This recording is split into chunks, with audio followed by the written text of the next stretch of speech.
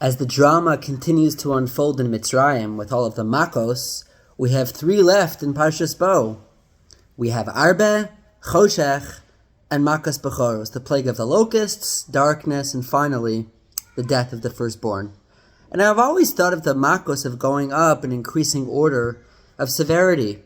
You have a little blood, frogs, terrible inconvenience, and then we have things like boils and all of the crop supplies getting destroyed with the locusts, and then darkness.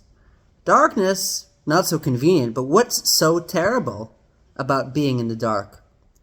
In fact, it would seem this question leads to some of the Mefarshim to explain that the Choshech Mitzrayim wasn't the absence of light that we're familiar with when we turn off the lights or when we have a power outage. Rather, it was some tangible, thick darkness to the extent that the Medrash describes that they were even stuck and frozen in place and unable to move. I'll share with you a beautiful interpretation from the Chidushei Harim, where he says we have to look at the Torah's description of the Makkah of Choshech.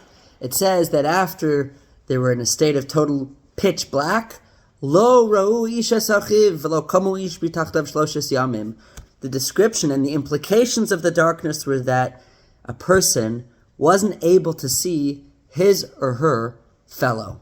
That, explains the Chidushei Harim, is true darkness. When you live an existence of self-centeredness, of egocentricity, you're not really able to pay attention to other people. When we're in the dark, you're not able to see anyone else or really be familiar with the surroundings except for you and yourself. That is really what Makas Choshech is all about. The Gemara explains, when talking about the mitzvah of Kriya Shema, how early is too early and what's the appropriate time to recite the Shema in the morning. The Gemara describes Mi sheyakir es chavero. At the time of the morning when there's enough light out that you can recognize your friend, that's the appropriate time to begin reciting Shema, to begin being Makabel Ol Malchus Shemaim, accepting upon ourselves the heavenly yoke, and beginning our day of true service of Hashem.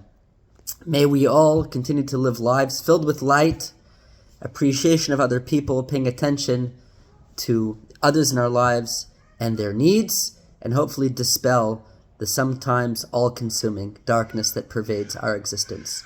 Have a wonderful Shabbos.